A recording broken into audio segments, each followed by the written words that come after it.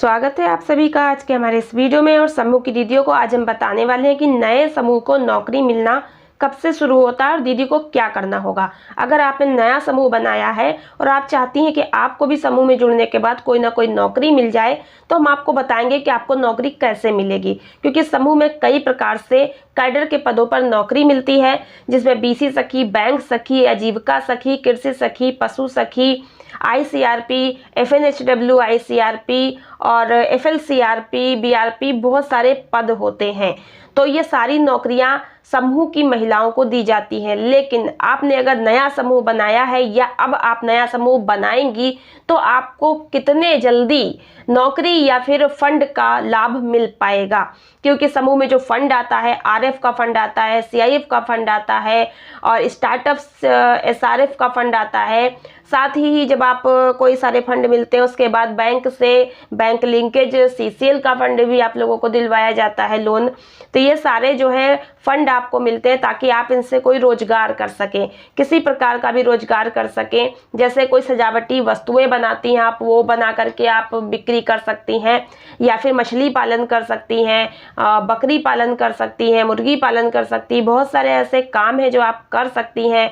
कोई भी शॉप वगैरह खोलना चाहे वो खोल सकती हैं। दूध उत्पादन का कार्य, दूध बेचने का कार्य और सिलाई कढ़ाई आदि का कोई भी कार्य हो वो आप कर सकती हैं। तो कैसे आपको ये सारे कार्य करने के लिए शुरू करना है, और जो अभी आपके अंदर करने की क्षमता हो, जो आप पहले से कार्य में योग्यता हो, आपको वो कार्य शुरू कर सकती हैं। अपना खुद अपना एक मालिक बनके अपना व्यवसाय शुरू कर सकती हैं। और साथ ही आपका व्यवसाय जब चलने लगेगा बड़े स्तर का, तो आप दूसरों को रोजगार दे सकती हैं। अब बात करेंगे कि नौकरी कैसे मिलेगी। देखिए, जो है समूह में जुड़ने के बाद आपको बता दें, जब स्वयं तथा समूह आप बनाती हैं, तो गांव में आप एक समूह बनाती हैं। उसके बाद उस समूह में आप जो है बचत जमा करती हैं, और फिर जब आपकी बचत 1 महीने की जमा हो जाती है, तो आपका समूह के नाम से एक बैंक में खाता खुल जाता है। खाता खुलने के बाद उसका जो पासबुक मिलता है खाते का, उसके बाद वो ब्लॉक पे ले जाना होता है, और ब्लॉक पे बीएमएम जो है वहां पर उसको ऑनलाइन एनआरएलएम पोर्टल पर ऑनलाइन उसको फीड करवाते हैं। उसमें आपके समूह का नाम, आपका समूह कब बना था, गठन हुआ था, और कब आपने समूह का खाता खुलवाया था, उसकी डेट, और समूह में कितनी दीदियां हैं। समूह में कम से कम 10 दीदी हो सकती हैं, अधिक से अधिक 20 हो सकती हैं। लेकिन अधिक दीदियां नहीं रखती हैं, क्योंकि समूह में अधिक दीदी होंगी तो जो फंड आएगा उसको बहुत थोड़ा थोड़ा मिल पाएगा। इसलिए 10 से 12 दीदी ही समूह में जुड़ना पसंद करती हैं, और इतनी ही होती हैं। तो उन सभी दीदियों के जो है नाम, वहाँ पर समूह का नाम होगा, उसमें दीदियों के नाम होंगे। कौन दीदी अध्यक्ष है, कौन सचिव है, कौन कोषाध्यक्ष है, उनके पति के नाम, उनके मोबाइल नंबर, उनके आधार कार्ड संख्या, ये सब फीड होता है। बाकी सभी सदस्य दीदी का भी फीड होता है। तो सब कुछ पूरा जो है आपके समूह का डाटा ऑनलाइन फीड हो जाता है, जिससे कि सरकार के पोर्टल पर जब फीड होता है तो वहाँ से पता चलता है कि किस गाँव में कितने समूह किस नाम के बने हैं, और कौन दीदी उसको चला रही है, कौन अध्यक्ष है, और कौन कौन दीदियां उसमें जुड़ी हुई हैं, ताकि उनको लाभ दिया जा सके।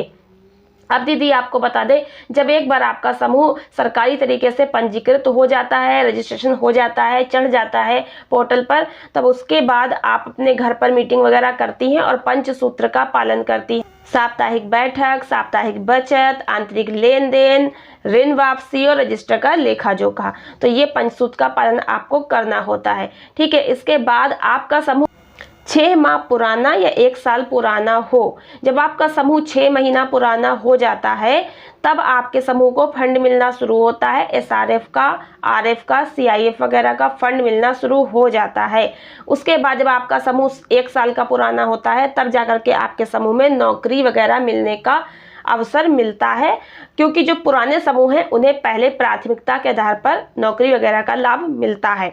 अब दीदी मैं आपको बता दें कि सभी समूह जो है वो एनआरएलएम के अंडर में बनते हैं। एनआरएलएम जो है राष्ट्रीय ग्रामीण आजीविका मिशन एक संस्था है। ठीक है। NRLM national rural livelihood mission, mission का मतलब ही है एक उद्देश्य। क्या उद्देश्य है? गांव में गरीब महिलाओं को जोड़कर एक समूह बनाना और एकता, क्योंकि समूह में एकता होती है, एकता से मिलजुल कर अपनी अपनी गरीबी को वो दूर करें। उसके लिए सरकार उन्हें फंड देती है, जो कि राज्य सरकार, केंद्र सरकार दोनों ही देती है अपने अपने राज्यों के समूहों को। तो इस तरह से समूह जो है वो एकजुट होकर अपने आप को गरीबी से बाहर निकालने के लिए बनवाए जा रहे हैं। अब समूह में दीदी को नौकरी 1 साल का पुराना होगा तब मिलेगी, लेकिन ऐसा है कई जगह पे क्या है कि गांव में समूह एक भी नहीं बने हैं और उस गांव में आपका ही समूह पहला पहला बना है, या आपके गांव में 1 या 2 ही समूह बने हैं और ऐसे में वहां पर कोई कैडर का पद अगर आता है तो आपका समूह अगर 1 साल का भी नहीं है, बहुत कम है, 3 महीने का, 6 महीने का भी है और पद कैडर का आ जाए, तो फिर आपके समूह को नौकरी में आवेदन करने का अवसर मिल जाता है। लेकिन अगर आपके यहाँ और पहले से समूह बने हुए हैं और आप नया समूह बना रहे हैं, तो फिर अगर कैडर के पद आते हैं तो पुराने समूहों को अवसर दिया जाएगा। अब ध्यान देने वाली बात दीदी यहाँ है कि अगर आप समूह में नौकरी पाना चाहती हैं तो देखिए समूह के अपने कुछ रूल नियम होते हैं और उस रूल नियम को पालन करना पड़ता है।